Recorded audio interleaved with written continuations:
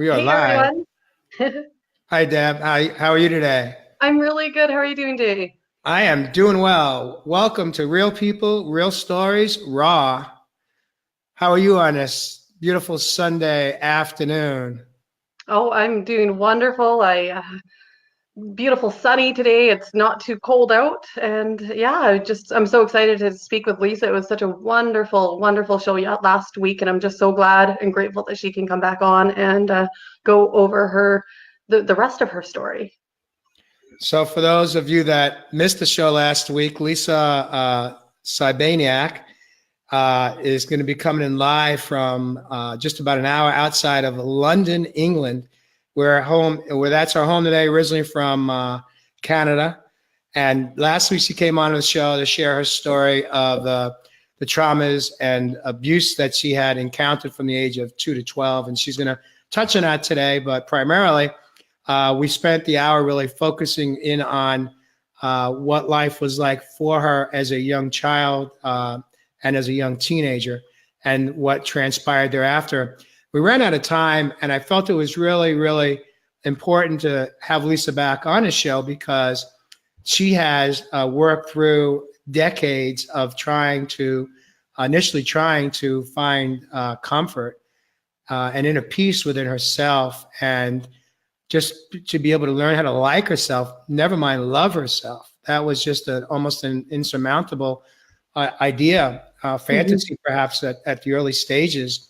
But eventually she found her roadmap or GPS to learn how to basically come home and heal her soul, heal herself, her inner self. And today she is living a beautiful life, not challenge free, but one where she is at peace with who she is today. And so she's going to come into the studio in just a few seconds here to share all about her roadmap and how she got from where she was as a damaged human being, a damaged soul, to where she is today and the type of life she's living today and how she's paying it forward and how she is an advocate for the work that she does. And she'll be in the studio to share that with us. So that's the background, and here we are. And Debbie, why don't you take a few moments to kind of share with our community, people that are watching us live or on replay, a little bit about our show and what our motive is, why we're here, and why we keep showing up every Sunday. Yeah, definitely. So, actually, Jay and I came together one day, and I went on his show, and he messaged me saying, "Hey, let's make this a show." So, together, we've made the show called Real People, Real Stories, Raw. And firstly, I just want to say a huge thank you to everyone who watches it, because without your participation, we wouldn't have one. And please share this episode and all the other episodes on your timeline in any group that you think might benefit. Without sharing it, you might be able to reach somebody else by sharing it. So share it out, and maybe somebody else will be able to see this and they can get the help they need. We together, Jay and I, we create a very safe environment where men, women can reveal their trauma, their obstacles in this amazing journey called life in a very non-judgmental and safe way. It's not just about me and Jay, it's about the participant, the guest who we have on. All three of us actually help us through this process. We show respect, we're kind, we're honest. And I personally feel it takes a village, not only to raise a child, but we are all children in this universe, that it takes a village to help raise a child, but also help them navigate the waters together. So we just follow our guests as they reveal their hidden journey, their struggles, their pain. But the most important part of this, I think, is just how they overcame and successfully and survived. So the secret is first feeling, and then the next step is to reveal it, and then we can finally heal from the pain. And I'm just so thankful you guys are watching, and can't wait to have Lisa on. Thank you, Debbie. And as Deb mentioned, our intention is to set a very safe environment, a space where our guests can come into the studio and feel safe with us as they begin to share their backstory and where they were and where they are in their healing journey. And, part of that for us, all three of us, is to be able to set some safe boundaries for one another and know that at any point in time, if Debbie or I should ask a question, that the guest does not feel comfortable with or at ease in responding or sharing their answer in the moment, the guest can certainly let us know, just for today at least, I'm not comfortable going there. And so we should all always feel safe to be able to set a boundary for ourselves when we need to in any circumstance, whether we're here on this show or we're at home or at work, whether at home, work, or out in public. We have to learn how to, part of taking care of ourselves and loving ourselves is setting healthy boundaries. And so at any time we don't feel safe, we can just, say just that. And so, Deb, I'm excited to bring Lisa in. It was a beautiful show we had last week, and we had a lot of feedback and comments thereafter. I do want to welcome those that have joined us live today. If you're coming in from the United States, it's about 6 p.m. on the East Coast, 3 p.m. on the West Coast. If you're overseas, it's either Monday morning or Monday evening. We have some guests coming in. I know Gabrielle is coming in from Berlin, Germany. And so as part of the community, we invite you to, if you hear something that resonates with you, if you like it or love it, please press with love and kindness your love and like buttons. And feel free to comment away. If you have any questions for us, we will do our best to respond to a few of them during the show. And thereafter, we'll come back after the show's over and engage in conversation through responding to your comments. So thank you for joining us today. And at this point, I'd like to bring Lisa into to the studio with us. Wonderful. I'm so excited. Thank you. Hello, everybody. Hi, Lisa. Welcome. Hi, Jay. Thank you. Hi, Debbie. Hi. So great to be back. Thank you so much for having me back. So you're so 7 hours ahead. So right now you're about what, 7? Is that so? I'm 9 p.m. 9 p.m. 9 p.m. And so thank you for joining us on your Sunday evening, 9 p.m. and just outside of London and coming in from England. So I love the fact last week when we met the first time, you had this beautiful smile on your face. And, I'm just having another deja vu. It feels like it was 7 days ago that I met the same woman who's still smiling. Yeah, still full of the smiles. I know, I can't help it. It's so contagious, and you're just glowing. It is, isn't it? It's contagious. It's like they say the best medicine is laughter, right? Yeah. Like whenever I'm down, I like scream out bubbles at the top of my I love bubbles. the top of my lungs, because you can't scream something so ridiculous and be angry, right? It makes you laugh, and then once you start laughing, it's contagious even within yourself, right? So true. So I'm going to come out right out of the gate, and I'm going to piggyback on that statement. So I'm setting you up right now. I'm going to ask you, what do you think is the second most important thing right behind laughter? Because I have my own answer, and I'm going to share it if you don't come up with the same one.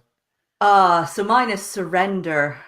Surrender, right? Just get rid of all the fear, get rid of all the attempts to control, get rid of, everything that you don't have any control over, which is anything other than yourself. So, whenever I'm down and upset or fearful or, whatever has got me outside of my smile zone, it's always, when I break it down, usually something that I can't control, right? And so why spend all the time worrying about it, right? Nothing's going to change it. And so I can only control myself and how I'm going to deal with that and relate to it. So I can choose to just push it off, or I can choose to just go for it, deal with it, do my part, and then sit back and let the universe do the rest.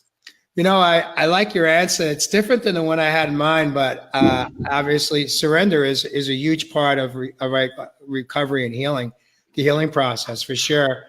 Yep. But what came to me was crying. Crying. Oh yeah, that's a good one. You got laughter, which is a physical, let's say physical reaction. Physically we let it out. We laugh, we smile. And then the other one for me was a huge part of my healing process was feeling safe to be able to feel my emotions and then reveal it through tears.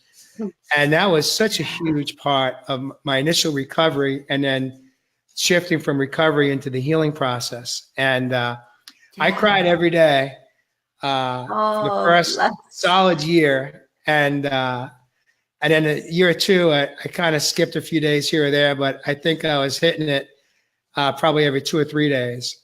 And now it's, maybe now it's once or twice a week. Yeah. And I hope that I never lose that ability, because Yeah, it's a beautiful way to release it emotions. is.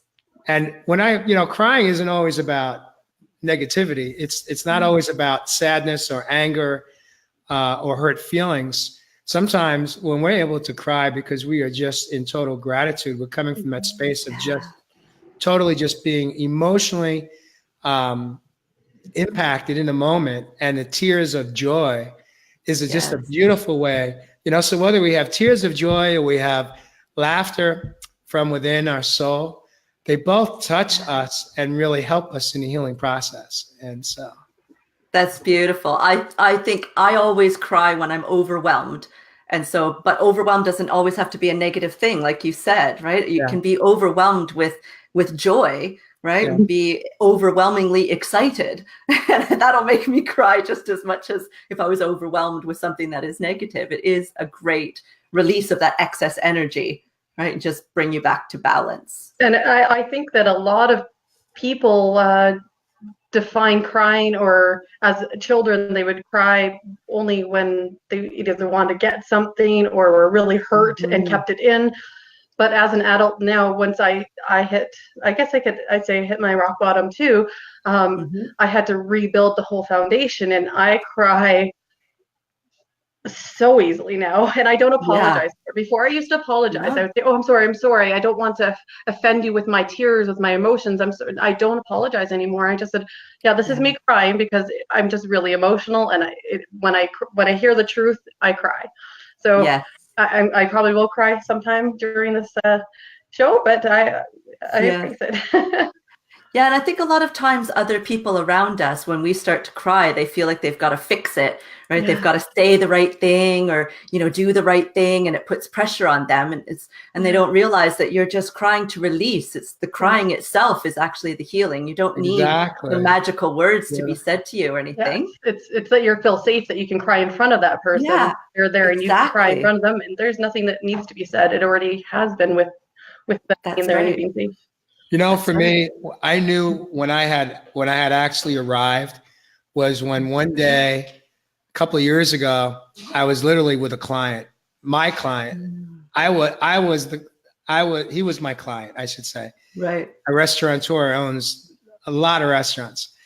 And we were sitting there having a business meeting, and we got personal. We started talking about, what's going on at home, some medical issues on their end, and some of the challenges that I was managing on my end. And I got emotional, and I literally started to cry. And it was the first time in 37 years of conducting myself in business where I showed emotions. And, it was such an interesting moment for me. It was so defining because it was another moment of freedom. Because for me, it was, if that's going to happen, and I know it's kind of intuitive and kind of to what we're taught with the limited belief systems, is that there's no room for crying in business. And I was one of those guys in the conference room that when someone on the leadership team would get emotional and start to cry, I had very little tolerance for it. Now, this is before I hit my rock bottom, and I was very, very, very deep in my diseases. But today, it's not something that I'm advocating for. It's not something that I'm suggesting that we all just let our hair down, no pun intended, and just do it. But I tell you what, it was really freeing. And for me, it was like, the saying, it's none of my business what you think of me. And if my client didn't want to do business with me because we just literally had an intimate moment between himself, his wife, and I, and we shifted from a business transactional meeting to one of a more intimate, just connecting human being to human being. And it was just an absolutely beautiful exchange of intimacy. And I will always hold it dear to my heart. And, whether we do business or not in the future, is irrelevant because they were part of that experience for me. And I will love them for that forever. Mhm. That's so beautiful. Love that.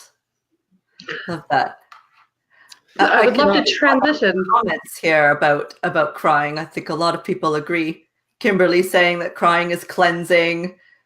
Gabrielle is saying crying is very healing. I think everybody kind of agrees with us here.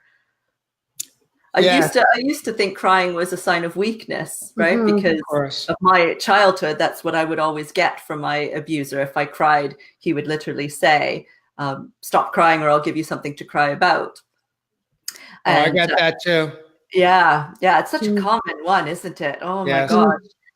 Yeah, and yeah, just it seemed like a weakness, and now it's totally the opposite. It's a sign of strength, right? It's a sign of being safe with that person that you're crying in front of, and Mhm. it's a sign of so many other things. And the very last thing it would ever be is a sign of weakness, I think.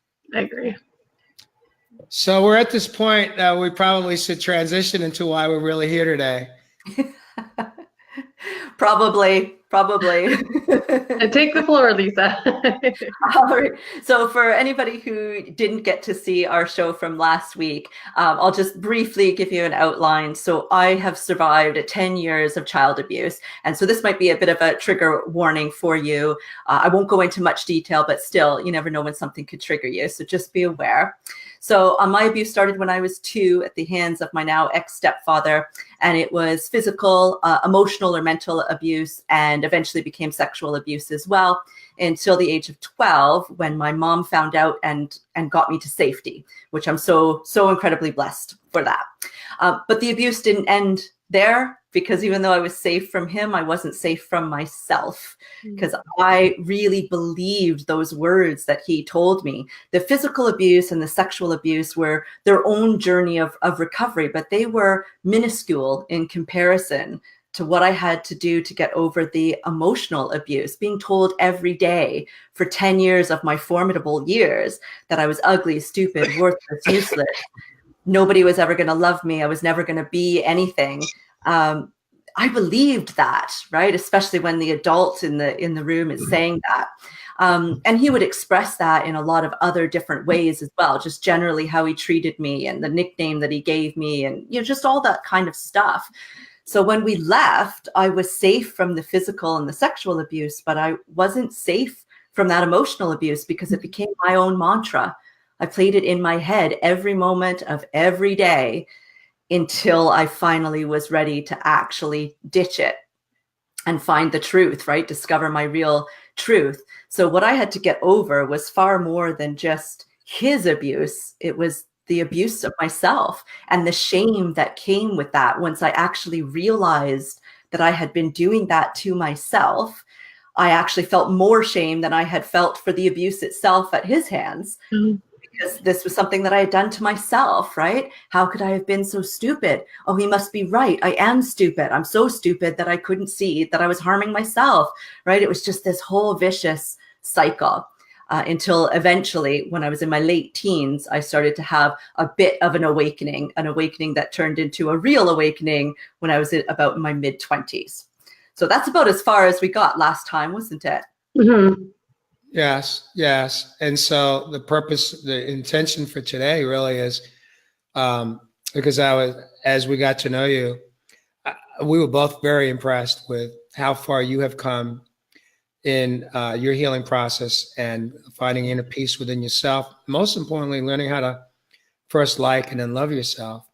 And we touched on last week a little bit about your experience in the years of trying different therapists, and you had shared that you really didn't make progress. And you also shared a little bit about your false self. And I'm going to invite you to share, just touch on that a little bit, and then transition into, what is your roadmap? What does it look like?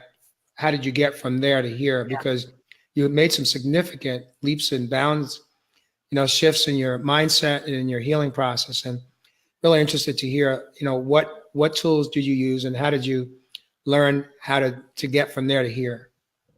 Absolutely.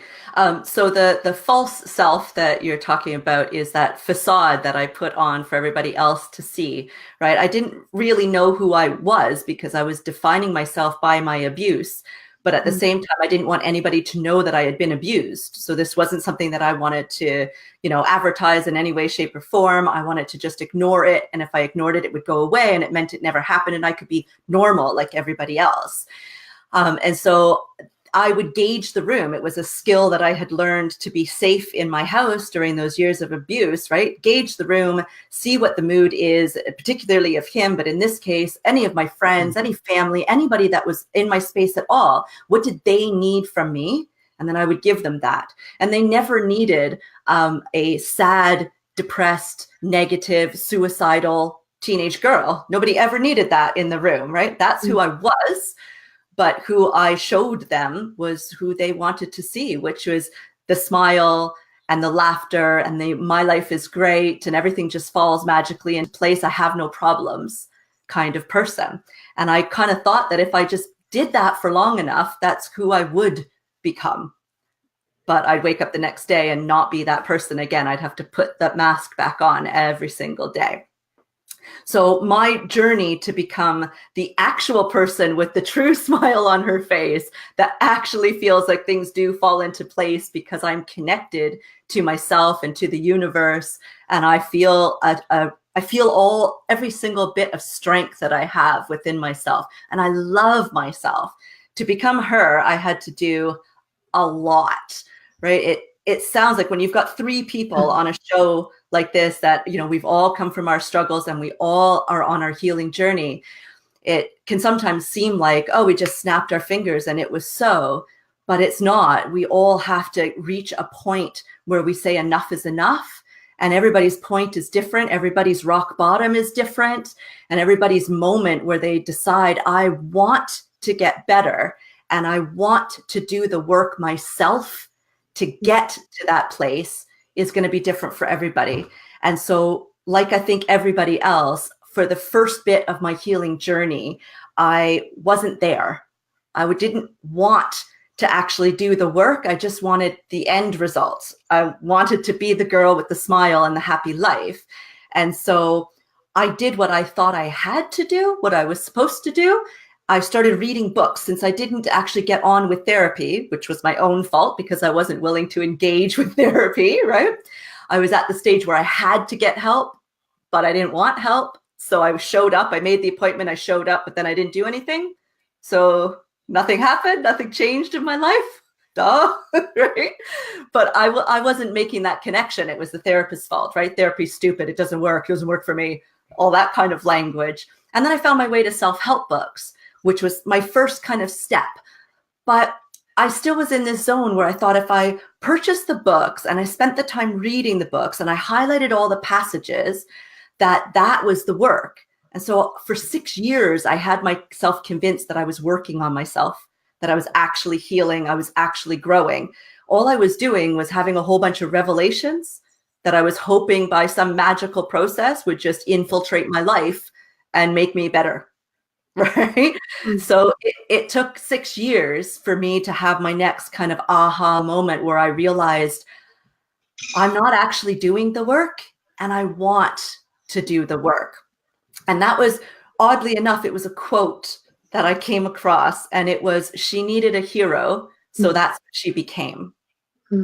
And for whatever reason, I can never say that quote without my whole body just tingling, which is going on right now, because it affected me on every single level. I don't know why, but that was my moment where I was ready and I just saw the right thing in one of these books, no doubt. I saw it, and it made me realize that if that's who I really want to be, if I really want to heal and I really want to leave the past in the past and build a life of strength and love and value of myself because of the past, not despite it, then I'm going to have to get up off my keister and do a bunch of work. And you know what? Damn it, I can be my own hero. And just reading that quote just empowered me on a level that I could never put to words. And it just fueled me to actually start the process. And I want to kind of chime in a little bit because I had a very similar experience with that too. a couple days after I was raped, I had to go to dollar store to go pick up some things for my best friend's wedding. And there was a sign there that said, "Be your own hero." And it just literally was in my face. And it was that, here's your sign, right? And I bought that, and I looked at that, and I just chose right then and there that I'm going to just be my own hero. Amazing. Amazing. Yeah, it was in that moment. I didn't just realize that I wanted to be my own hero. I realized that I had been waiting all these years for a knight in shining armor to come and fix everything. Right? I was waiting for somebody else to do it. I wanted to get the benefit. I didn't want to do any of the work. And in the moment of seeing the quote, it just all came true. Like it resonated with me, and I suddenly saw my life for what it was. And I really realized that's what I was doing. I was waiting for somebody else to come in and treat me with respect and treat me with great love so that I love and respect myself. But I was never going to let that happen. It was so clear to me in that moment. I was never going to let that happen, because no matter how many great people I had in my life that were showing me respect and showing me love, I was choosing to not see that because I didn't believe it myself. I didn't believe that I was lovable. I didn't believe I was worthy. I didn't believe that I deserved any better. So when anytime anybody was in my life treating me well, I chose to decide that they must want something from me. The other shoe is going to drop. Something's going on here. Have you cheated on me? I couldn't accept the love and the respect because I didn't have it for myself. And just in that moment of seeing that quote, that's a self-sabotage right there. Exactly. And seeing that quote in that moment just made it all perfectly clear. It's like you see it all in slow motion, and I could see every experience from my whole life and realized, oh my God, I had done that my whole life. I had waited for this knight in shining armor who I would never believe was actually there when they were, right? There were lots of people in my life that treated me fabulously, but I would never allow them to fix me because I didn't believe that I deserved to be fixed or to be loved or worthy or any of the rest of it, right? Lisa, I want to invite you on my real journey. If you could just take a moment just to take a breath here. Just take a nice deep breath in and relax for a second. I want to just hit on something that you just shared in this segment, because I think that what you just shared is just part of a normal human being's belief system, which is that we come into adulthood, we've got childhood traumas and wounds, and we do a little bit of work, but we don't quite get there. We don't quite come back to completion of ourself. Yeah. And then we think that our answer is finding love with someone else, and that someone else is going to fill me up. Someone else is going to make me happy. Someone else is going to get rid of the internal pain that I've been carrying since I've been that 2-year-old daughter, a 2-year-old young lady, a 2-year-old boy, whatever. Yeah. And then, so what I heard you clearly say is that, so now you're reaching for someone else to fill you up and get rid of your pain. Yet we then step in a form of self-sabotage because we're not going to trust in anyone. We don't know who we can trust and who we can't. That's right. And so we have that shield to protect ourselves, to protect our inner soul, our being. And so that's why we have I believe, such a huge epidemic of failed relationships, and globally speaking, because we're looking for the wrong place to get the relief that we need. And the relief can't come from somebody else. The relief has to come from our willingness to do the work for ourselves in order to do the healing. Absolutely. 100%.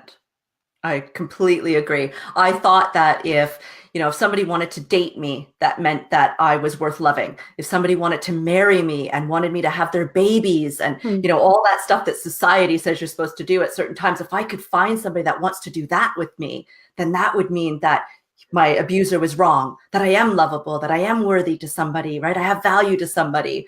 But at the same time, I would never allow myself to actually get that far in a relationship because I didn't think that I deserved that love. I didn't love myself, right? I'd sabotage everything, my friendships, my relationships, absolutely everything. Debbie, on a side note, you're coming in really, really Yeah, hazy. faded. Yeah, I don't know. That's not better. I don't know if perhaps you can, Oh, hello. if you, Light from the window. That's yeah, odd. can you close your window shade maybe? No, I cannot, but I think it's just because. Give me 1 second here. Oh, I like what Ross said here. Ross says happiness is an inside job. Oh, Yep. yeah, that's so true. That is so true. Just Why trying don't to see where I can move. Why don't we drop you off and Okay. see if I bring her right back in. I'll find a different spot too. Just give me a moment. And you guys can keep talking. Okay. All right, she's out. So that was my takeaway, is that you nailed it pretty strong, is that you spent all this time thinking that someone else is going to give you what you need, when in fact, it was always right there within you. Right there within me. And I'd be setting this person up for an impossible task, right? I had a really great friend of mine. I'll never forget this. Back in my early 20s, I'd been dating a guy who treated me fabulously. He bought me flowers for no reason, right? We had a long distance relationship. He just surprised me by showing up at my door. And, he was a really, really lovely guy. And when we broke up, I was stating my case for why I broke up with this guy to my friend, he doesn't do this and he doesn't say that and blah, blah, blah. And she just was like, point blank, Lisa, you're telling me that he doesn't love you because he didn't say it in the exact sentence that you needed him to say it in. He didn't do that exact thing the way that you wanted him to do it. Like, what is he supposed to be psychic and just know what it is that just because he hasn't said it or done it in the way you want him to, doesn't mean he's not expressing love to you, right? Yeah. And that really hit home as well, where I started realizing, wow, I'm putting all these conditions on people, right? If they were my friend, they'll do this. If they're my boyfriend, they'll do this. If they really care about me, they'll do this. And expecting them to magically know what it is my needs are, my wants are, and then ditching them if they didn't succeed, right? Because in truth, I couldn't allow them to succeed. It would blow my mind, right? Because my mind believed that I didn't deserve to be treated well. I didn't deserve to be loved, right? Or respected or valued or worth anything. So how was I going to come to terms with somebody proving the opposite of that, right? So let me ask you this then, Lisa. Do you think that if you had met a partner, a boyfriend, whomever, that was, let's say, codependent in his behavior towards you, do you think that would have made a difference for you? And you're shaking your head no. No. I'm setting you up here because I have my own experience with that. Did you? I was married for about 30 years. And I remember so clearly there was a few times where I was not happy, because I wasn't happy because I hadn't done the work for myself inside. Mm-hmm. And the few times where I felt safe to say to my wife, something to the effect like, I just want you to know how you should know what I need to feel happy. Right. Right. And I remember one time she said to me, and she may have said it more than once. She said to me, I have no idea what you need. You have to tell me what you need. And then maybe I can come forward. But the reality is that I was so internally not available for myself to even know what my own needs were. How could I express to her what I needed when I myself didn't even know what I needed because I hadn't done the work yet to get to know who I really was at that point in my life, because I had detached from my own self and I was just that false self throughout my life, just doing it, just surviving. Yep. And so, even if we have a partner that says, you need to tell me what you need. If you haven't done the work, it's almost, for me, it was impossible to be able to know what my needs were and how to get them met. And the beautiful thing about recovery and healing is that today I don't rely on anyone to bring me happiness. I don't rely on anyone to fill me up. I know exactly where and how to get it on most days. And it's not from people, places, or things. No. It comes from right within me, and I have to know which tools to reach for to help me achieve those emotions and those feelings that of inner peace and contentment and joy and bliss that bring us all the laughter that we can ever want to have experienced. Exactly. And it's never external, is it? We for some reason we just don't want to do the work, or we're not ready to, and we just kind of, me personally, I know that I just was looking for external validation that I was enough. So I was promiscuous quite a lot when I was in my 20s, trying to find love externally. If they loved me in a sexual way, then I think I can make them fall in love with me, my emotional side, and I would get what I felt I needed. And I was always left with disappointment because you can't ever externally get what you need internally, and you need to be your own friend, be your own hero. Exactly. It's so true. So true. Well, once I realized all of that, the next thing that I had to do was get over my anger.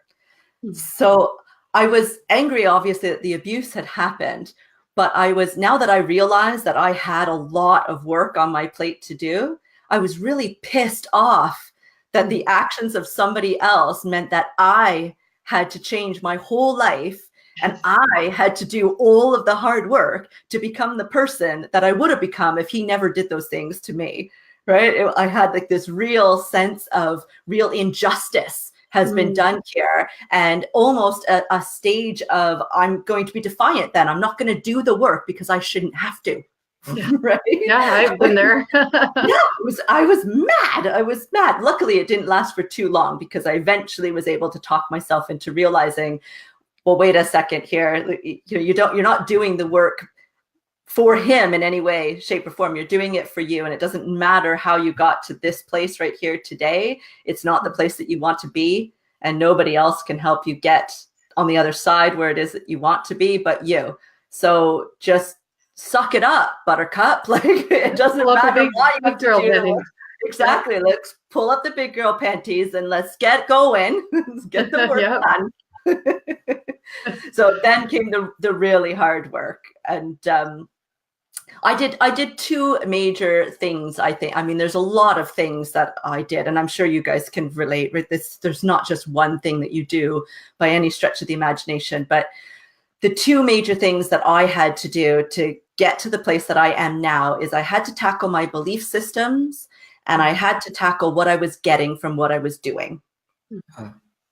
Those were the two major things. And the first one, the beliefs, it was difficult, right? I had to try to break down every single belief I had, not just about myself, about being ugly, stupid, worthless, useless, and whatnot, but I had to also tackle all of the mundane things, like my belief about money and, when I should be getting married and how many kids I should be having and all these kind of societal pressures, because they all relate. Right? If I really felt like I was not worthy or deserving, but I also thought that society said I needed to be married at 24, and now I was 25 and I wasn't married, and they all kind of compound on top of each other, don't they? And so I needed to tackle all of them.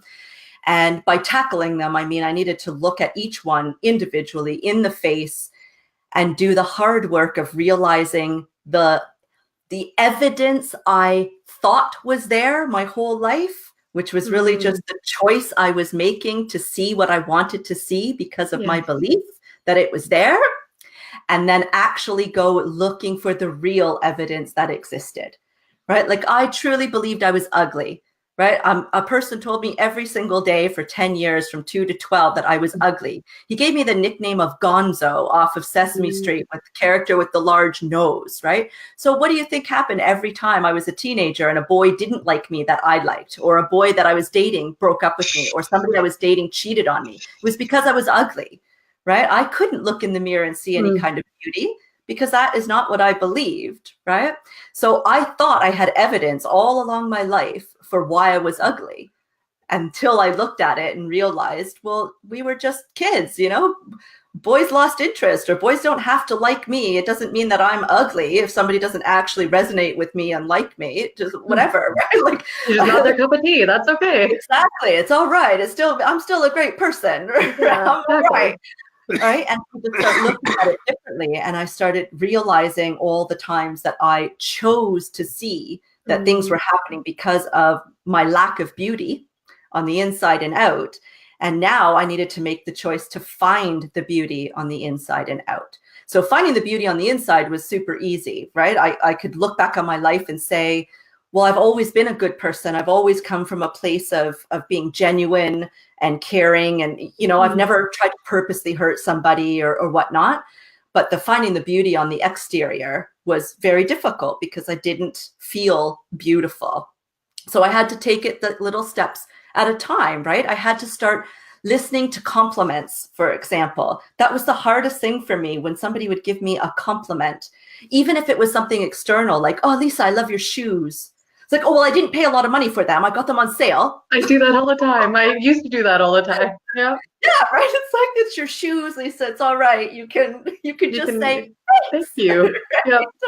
You don't have to like justify your purchase or, you know, anything like that. But the worst was when somebody would say something about me, right? Oh, Lisa, your hair looks amazing. Or Lisa, I love what you've done with your makeup today, or something like that. I would eat into every little word. Why did they compliment me on that today? Was that sarcasm in their voice? What? And, you know, I would start catch myself and say, you know what? It doesn't matter if they are genuine or not. All that matters is whether I choose to accept the compliment or not. So I'm going to choose to accept it and see if I explode. Right? Because in my mind, it was like the sky would be falling if I was proving my beliefs to be wrong, right? I'd lived with them for 26 years at this point, right? So I would just do one step at a time, and I would just say, thank you, and put that facade of a smile on my face because I really didn't believe it. And then eventually I started letting myself actually feel good with the compliment. And then I start giving compliments back. And then I'd start giving compliments first with no expectation of a compliment back, because I realized it actually felt good. Oh, I could put a smile on somebody else's face, which made me see my internal beauty more, right? Which then kind of fueled my confidence in myself and started seeing, actually, I am a really good person. And I think that beauty from within kind of exudes outwards, right? You don't have to be this supermodel seen in a magazine kind of image of beauty that society says, right? And so now I look in the mirror and I think I'm a stunningly beautiful person, inside and out, right? You are. But that was a long process. Thank you, Deb. So are you. Right? It was a hard process, and I had to do that with every single belief. And some of them are hard to do, right? Trying to do your belief of your worthiness. How do you value your worthiness, right? How do you place a value on that? How do you find evidence for that? So you purposely look for it. That's how you do it. You intentionally go forward and try to prove that belief wrong over and over and over again every single day. Right? And every single time you're catching yourself failing at that, you stop, you recognize and say, that's the old me. That's the belief coming through. I'm going to look for the evidence to see if that's actually true. A really good thing to catch myself is I say, wait, what am I thinking? Not judgmental, just to stop the process of beating myself up. Yes. Yeah, exactly. Right. I'm sure you can relate to this too, Jay. Absolutely. No doubt. You know what I'm thinking about as I'm listening to the two of you chat here, is we have two challenges. One is we have the limited belief system that we were taught in our home and invalidated by people's behaviors. Yeah. And the second part, which I don't know is more or less difficult than having to unlearn all of our limited belief systems, but it's the tapes. Yes. The tapes in our heads that, you know, when someone would give you that compliment, like, wow, Lisa, I love your makeup today, you know, or something as simple as, I love your nail polish, you know, and you feel any need to say, well, I just did it myself last night. You kind of like put yourself down, like you're not saying, thank you. You don't have to tell them that you got it done you went to a salon, a nail salon, or you did it yourself. It doesn't really matter. They just acknowledging they like the color. Yeah, exactly. Yet we have the tape in our that we've been trained is, the lessons. I'm not good enough. I'm not smart enough. I'm not pretty enough. I'm just not enough. Mhm. How did you break those tapes? Was it just as simple as starting to just realize that through your awareness that it's okay to say thank you? And Yeah. just by doing that, was that the beginning of the cutting of the tape? Yeah, that was the beginning. Also, letting myself honor. So each time that the tape would start to play, I would catch myself, and then at first I would use that to belittle myself. Right. At first it was, oh, here you're doing it again, stupid. Right. You haven't learned your lesson, useless. Like, right. It would just add to the tape. And so then I came to a place where I realized I don't have to be perfect, right? I can allow myself to have that tape start to play. I can acknowledge it. And then I can just say, well, why is the tape playing? What's happening right now to make me feel like I need to play the tape? And I started realizing that the tape put me into a comfort zone. As weird as what it sounds, that is where I was comfortable, right? In that place of self-loathing is all I've ever known. And so that's where I felt safe. That's where I felt comfortable. That's where I knew who I was, and I knew what was going to happen. That was your norm. That was my norm, exactly. Right. And so once I started realizing that there was a reason why, and here's the second part of the work that I did, right? Once I started to realize what I was getting out of the tape, then I allowed myself to not put myself down for playing the tape, but to just catch myself, honor the fact that I felt like I needed to play the tape, and then start to try to figure out why. What situation am I in that I feel unsafe? I don't know there's a lot of unknowns that are happening. I feel like I'm being pulled out of my comfort zone. I'm starting to panic. And so this is what I'm doing to pull myself back in. So what's happening? And it could be just a simple, Lisa, your hair looks lovely today. That could be it. That's fine. And it was also me then saying, you don't have to beat yourself up for not being able to accept the compliment, Lisa. You weren't given any compliments from that person for 10 years of your life during such an important growth stage of your life. It's totally normal, and it's okay that you're going to struggle with this. Let's just get past it. So once I started honoring myself instead of belittling myself over having it allowed me to actually realize how often it was happening, and then allow myself to break it down each and every time. And each and every time it would all come back to the same thing. I didn't feel safe.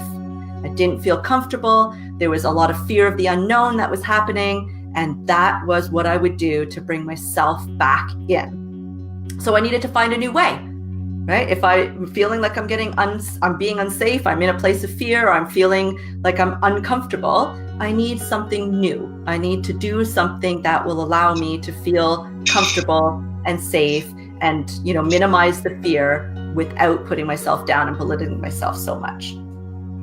And that was probably the hardest bit of work that I have ever had to do, is this whole what are you getting from what you're doing concept. What's your payoff? Yeah, it's straight out of Dr. Phil. Yeah, honestly. It's hard because you really have to scrutinize every single thing that you do and realize that, when I was in that place and I gave somebody a compliment, it wasn't just necessarily to make them feel good. It was to make me feel good for making somebody else feel good, right? Like even something as simple as that can still break down to my own needs being met, right?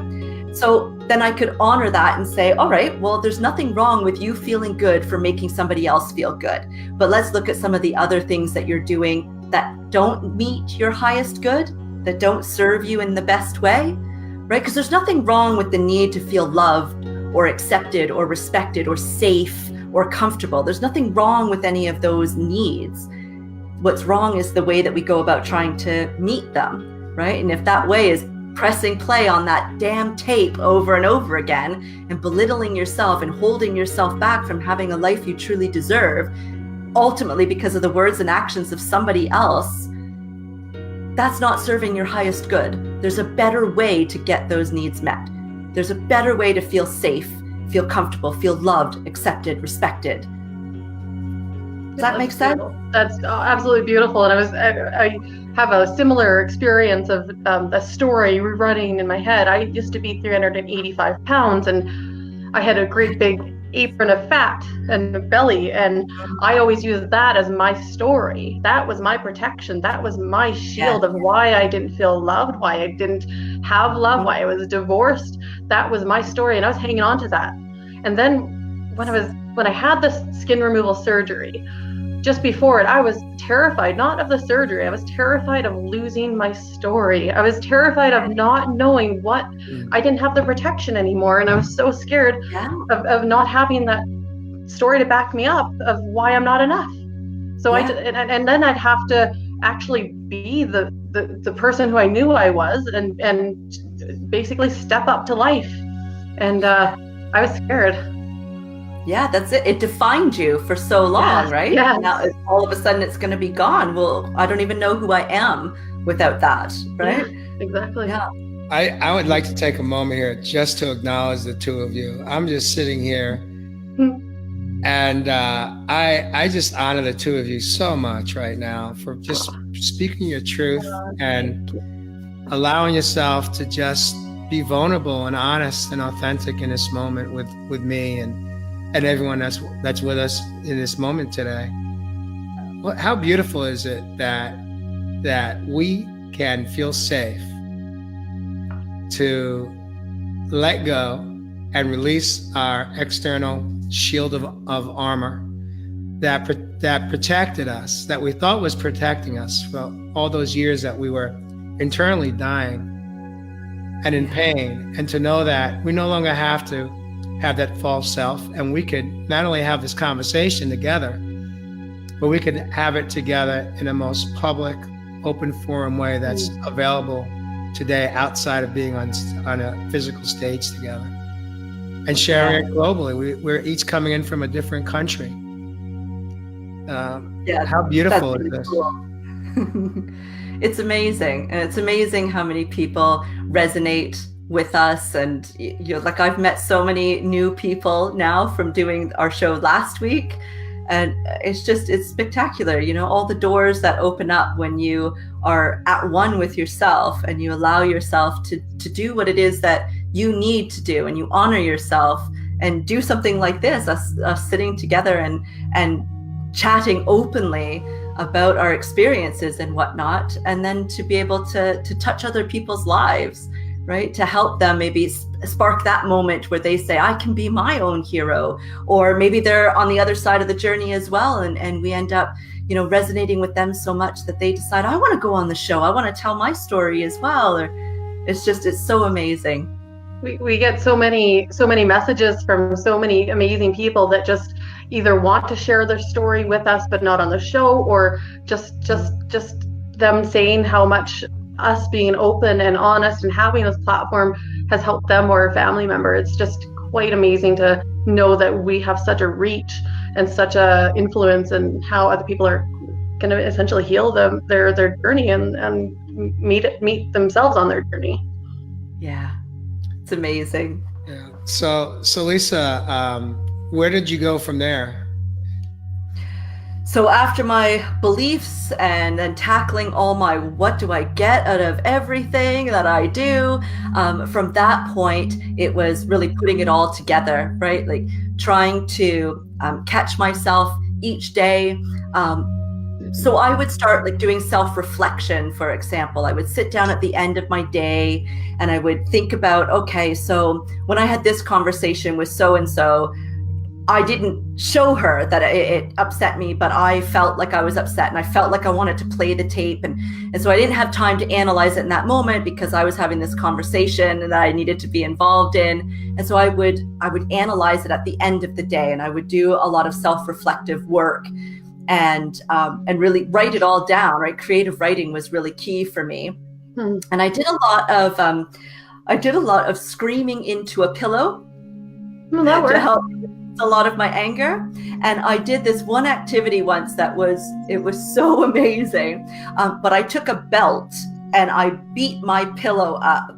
And it was so cathartic, the release. Like for me, I wasn't beating my abuser. I wasn't beating myself. I was releasing all of that negative energy. That was what I was thinking as I was beating up this pillow and screaming. And I lived in an apartment building, so all my neighbors must have thought something was happening.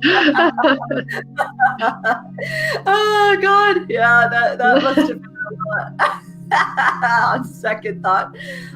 So it was about putting it all into practice, right? It's one thing to be able to sit there and break down your beliefs and then figure out why you're doing everything, but then it's about trying to put it into practice and catch yourself in that moment and allow yourself to shift how you actually react. So it started with me with actually breaking it down at the end of my day. And then when I started understanding more what was making me tick, then I started deciding how I wanted to meet that need instead of how I was doing it. So I started putting like an action plan in place. Okay, so next time I start feeling insecure, this is what I'm going to do. Or next time I start feeling unsafe, this is what I'm going to do. And I made plans around these different scenarios. So they were flexible. It didn't have to be, next time she says that to me, well, she's probably never going to say that exact thing to me again, right? So it was always, whenever this feeling pops up, this is what I want to do. And then I'd set an intention for that. And then I'd wait and see. And each time that I could actually do it, I would take the time to actually celebrate for myself and be like, I did it.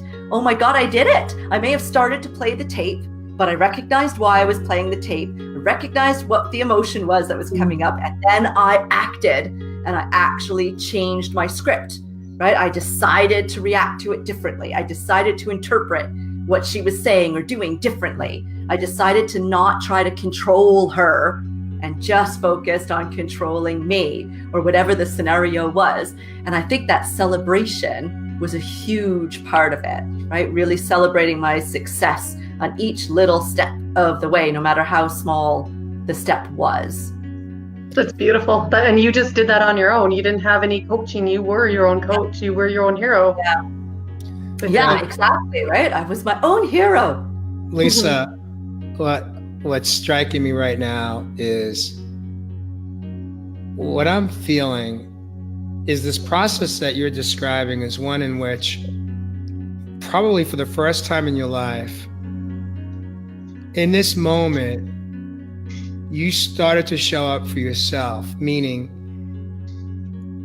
pre this time, it was your inner child, it was young Lisa that was consistently misbehaving as the wounded adult. Yes.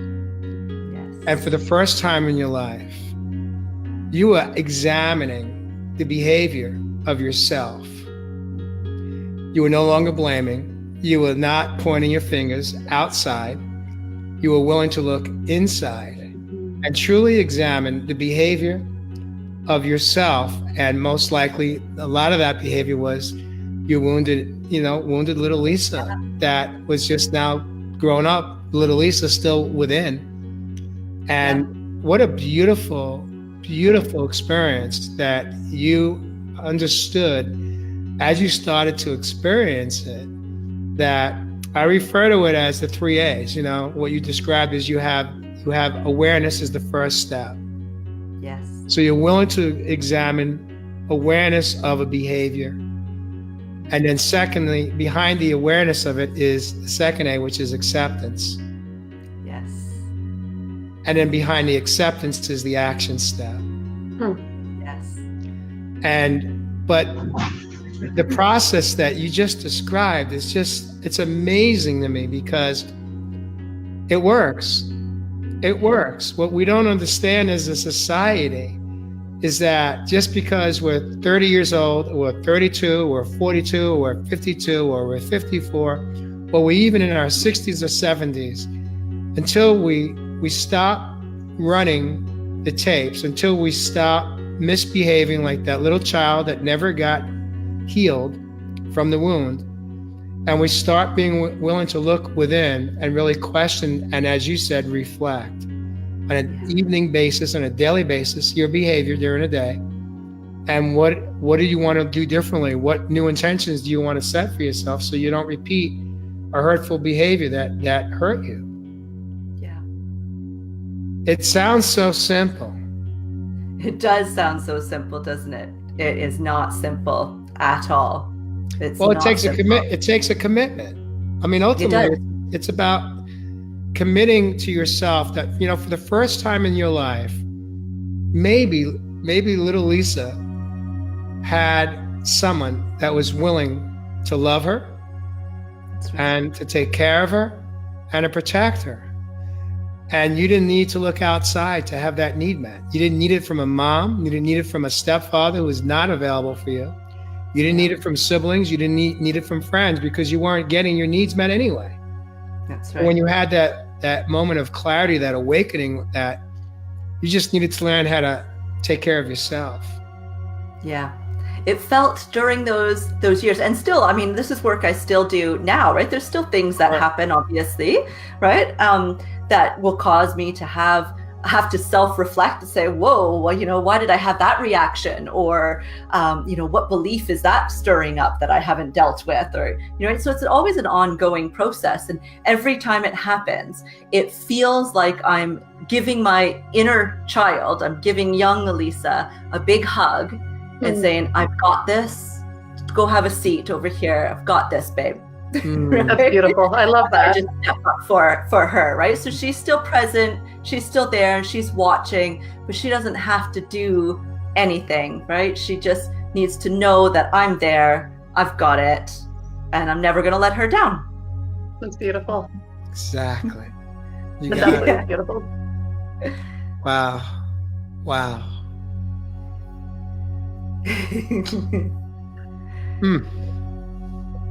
Now, it seems like it was a lot of cognitive therapy for yourself, that you would catch yourself and you'd let yourself feel it, and you would walk yourself through it as it happened. I had to do that a lot with our thoughts are addictions, essentially, the negative thoughts. Yes. Whatever it is an addiction, because you get a payoff. So for me, it was food. And I had to cognitively think, am I hungry? Why am I hungry? What am I getting from this? And when I realized, I thought I was getting comfort, I thought I was getting a friend, I thought this, it wasn't. And when I was able to really pull apart why I felt I needed to eat, it was just basically anxiety, or I was feeling alone, or I was feeling angry. But to be able to pull apart those emotions to the action, that really started changing my outlook on food itself, and the negative effects that come after. If you think a certain way, you start beating yourself up almost after for thinking that, right? Yes, exactly. Yeah, I know I could relate to the eating issue when I was younger. I had a really, really high metabolism. I was a dancer growing up, and I danced a number of hours a day. And so I could eat. I was that teenage girl, right, that we all hate. I could eat anything and I wouldn't gain anything at all. That is not the case now. But I would eat, the most horrible fatty filled food. I would not take care of myself. One, because of course I didn't think I deserved it, but also I had a dancer's body, which meant it was attractive to other people, to boys in particular. And coming from a home of being sexually assaulted, right, then I felt like I had learned there that that's all I was good for. And I didn't want to only be good for that. And so I didn't want the attention. I didn't want the sexual attention. I didn't want people to like me for my body. And so I had no choice but to wear very skimpy outfits on stage all the time, right? As dancers, you wear, even if you're fully clothed from like your neck all the way down, it's skin tight. So everybody can see all the movements you're making. And so I was in those types of outfits all the time. I would put my school clothes over top of that and go to class and then go dance in between classes, right? This was my life. So I couldn't get away from that. And so the eating, I realized later that all the eating of all of the bad food was my way to try to make my body look unattractive. I didn't want the attention, and I didn't know how to not get it other than to try to make it not look appealing to others. it didn't work. All that, because of my high metabolism, all that ended up happening was that I was probably malnourished, if anything, right? I was not eating any fruits or vegetables. I wasn't having a proper diet or anything like that. I was putting garbage in my body because that's what I wanted my body to look like. And that's what I thought of myself. Right? My, how times have changed now. Right? Yeah. That's amazing. Yeah. Ladies, I'm going to break some news to you. Stefan, is Stefan your husband? It's my husband, yes. Stefan must be getting tired and ready for bed. He wants to turn down the sheets because he says, I think we're going to need a part 3. And the reality is that it is 7 minutes after the hour. Wow. And I know that we have not really completed your roadmap with us. Oh my God. I don't think we're there yet. I think there's more to this story, way more. I know, right? I know. Will we ever come to an end? Oh my gosh. No, there isn't an end. No, exactly. And that's kind of the point too, isn't it? Is that you're always finding the things that work for you. And those 2 major things have worked beautifully. And of course, there's lots of other things that we could talk about. But it's kind of like a little revolving door, right? Some things work so beautifully, and then something else will pop up, and it's like, oh wait, my old tactics aren't actually doing it. I can't quite figure out why I'm reacting this way. I've got to go deeper, even deeper than what I've been doing, right? And you start trying new things, right? We're all always forever evolving, aren't we? Growing and healing and hopefully evolving to being higher beings. What would you say today, Lisa, are your top 3 healthy tools that you reach for? 3 to 5, if you can come forward. So my healthy tools are meditation, having time for yourself in silence. I quite enjoy that. I get a lot from that.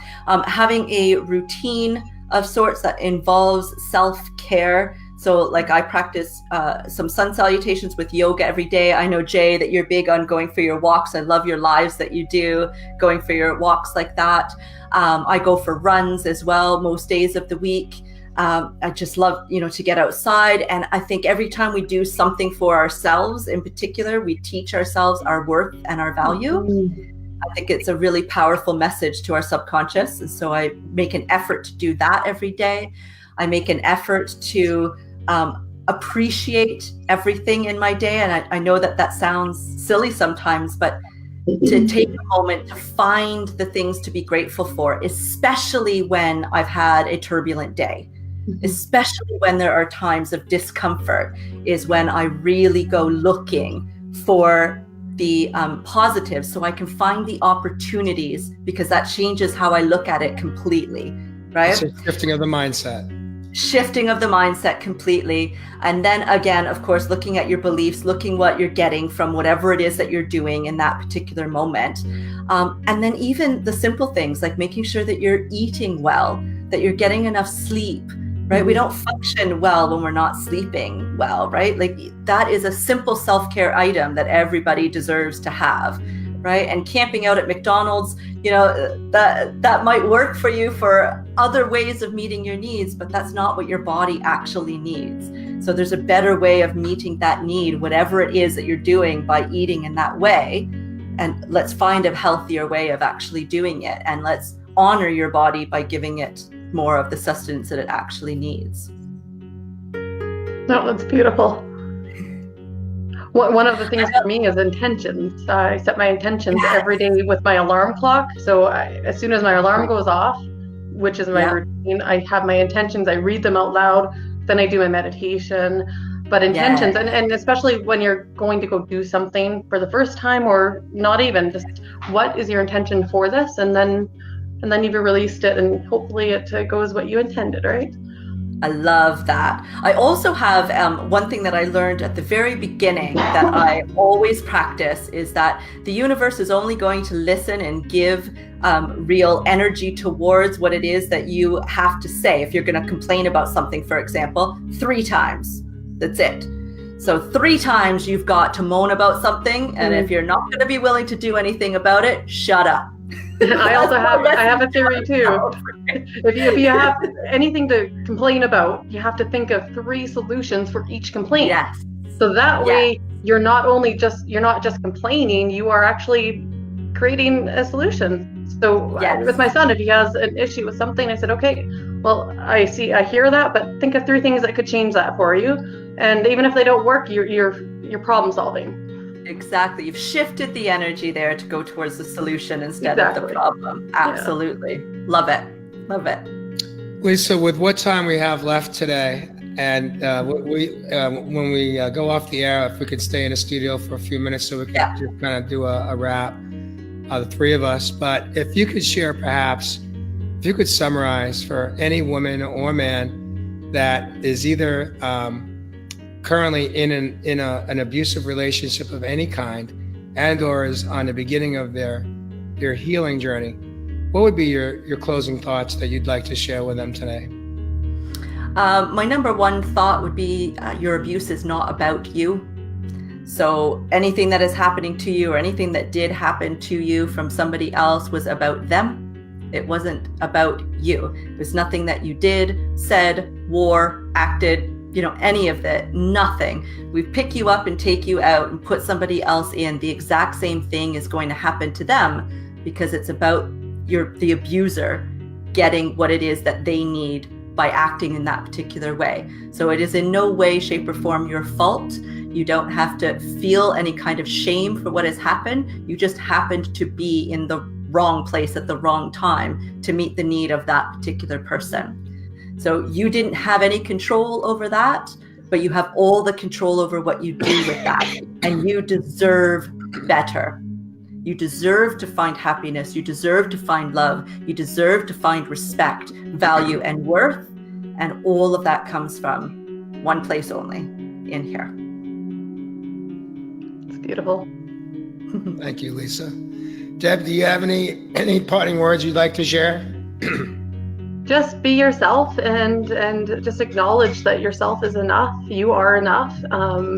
We get so told that, and we tell ourselves that if we could only do this, or can only be a little bit, if we can only be skinnier or whatever it is, if only. But right now, right here, right now, you are enough. And that's pretty much, that's my message for today. Yeah. What's your message, Jay? Well, with respect to the time, I just say that it's a choice to accept unacceptable behavior from anybody.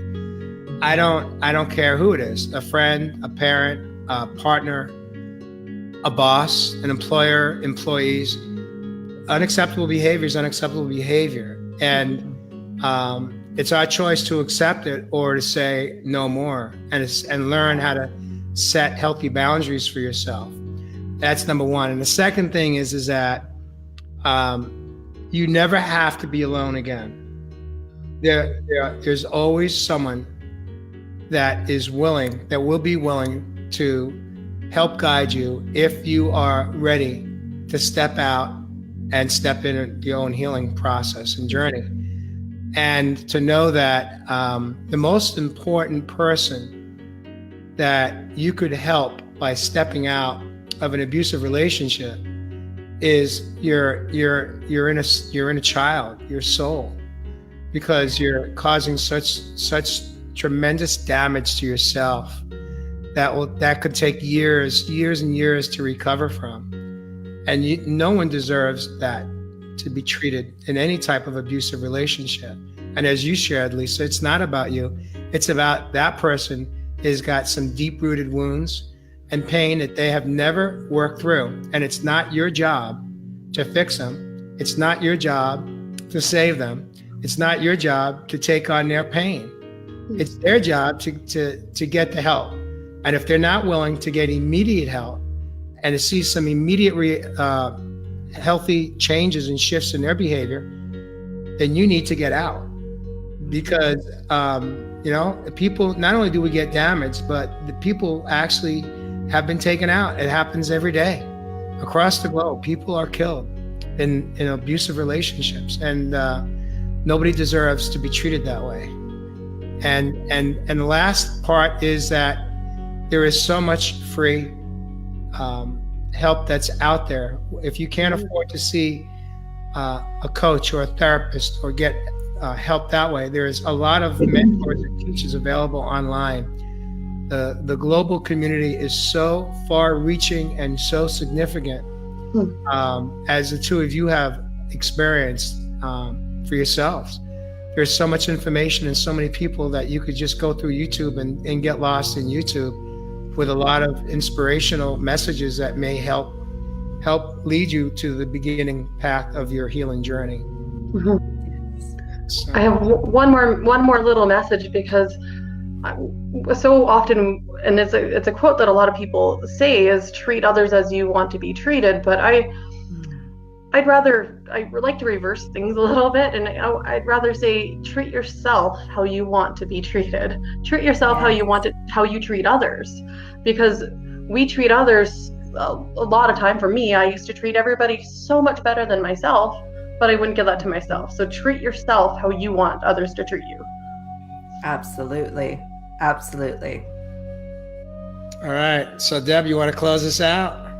Yeah, thank you so much, everyone, for coming and listening and participating. Thank you so much, Lisa, for coming on again. I think we're probably going to have you on for magic number 3, because I think that we have to go over this a little bit further. But thank you so much for coming on. Thank you, Jay, again. You're amazing, and real people, real stories, raw. Thank you.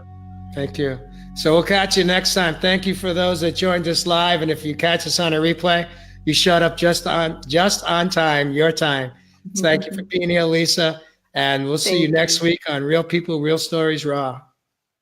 Bye.